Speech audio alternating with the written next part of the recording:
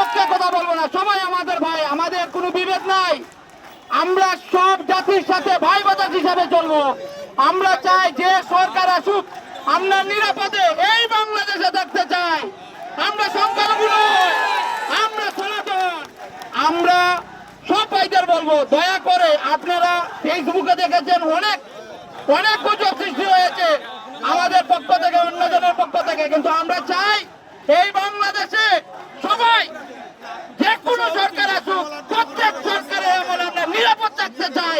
এটাই আমাদের স্লোগান। আমরা সুনামগঞ্জবাসী বিভিন্ন পাড়া মহল্লায় আমরা সবাই ঐক্যবদ্ধ থাকবো। আমরা সবাই ঐক্যবদ্ধ থেকে সব ধরনের প্রতিবাদ এবং প্রতিবাদ গড়ে তুলব। সারা বাংলাদেশে আমাদের সকল সনাতনী ভাইদের যে দাবি, সেই দাবি আমরা বলছি। গত কয়েকদিন দেশব্যাপী সংখ্যালঘুদের উপর ভাঙচুর, লুটপাট, নির্যাতন ঘটনার বিচার বিভাগীয় তদন্তপূর্বক দোষীদের উপযুক্ত শাস্তির ব্যবস্থা এবং নিরীহ সংখ্যালঘুদের ব্যবসায়ী জনসাধারণকে যথাযথ ক্ষতিপূরণ প্রদান করতে হবে। আমাদের দ্বিতীয় দাবি, সীমান্ত লগ্ন যেসব অঞ্চলের মানুষেরা ঘর বাড়ি ছেড়ে সীমান্ত থেকে চলে যাওয়ার তথ্য পাওয়া গেছে, তাদের উপযুক্ত নিরাপত্তা সম্মানের সহিত নিজ ঘরে ফিরিয়ে আনতে হবে। আমাদের তৃতীয় দফা, হিন্দু ধর্মীয় কল্যাণ ট্রাস্ট পূর্ণাঙ্গ রূপে হিন্দু ফাউন্ডেশন হিসেবে নিবন্ধন এবং সামগ্রিক কর্ম পরিসর অর্থ বরাদ্দ বৃদ্ধি করে সকল দলীয় লেবাস ভিত্তিক ব্যক্তিকে ব্যতীত করে নিরপেক্ষভাবে সনাতনীদের মাধ্যমে এখানে কোনো দলমত নির্বিশেষে আমাদের কাজ করতে হবে।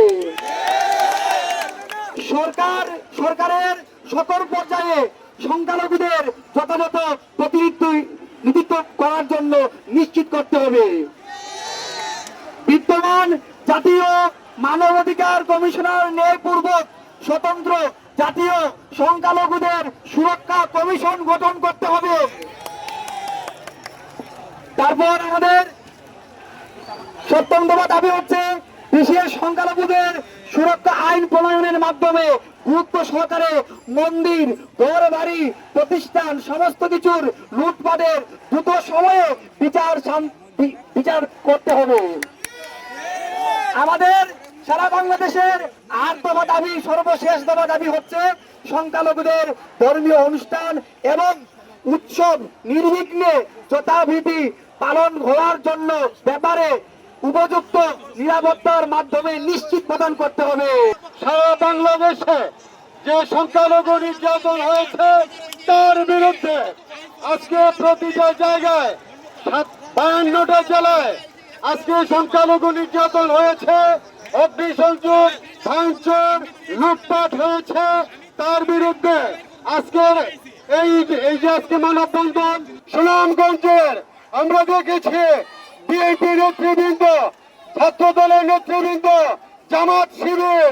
জামাতের নেতৃবৃন্দ, শিবিরের নেতৃবৃন্দ, হেফাজতে ইসলাম, জমিয়তে উলামায়ে ইসলাম, ইসলামী ঐক্য জোট, সাংবাদিক বৃন্দ, প্রশাসন, সিভিল প্রশাসন প্রত্যেকেই সম্মিলিতভাবে এই সুনামগঞ্জকে রক্ষা করার জন্য তারা অক্লান্ত পরিশ্রম করেছেন এবং যার জন্য সুনামগঞ্জে একটি ঘটনাও ঘটে নাই।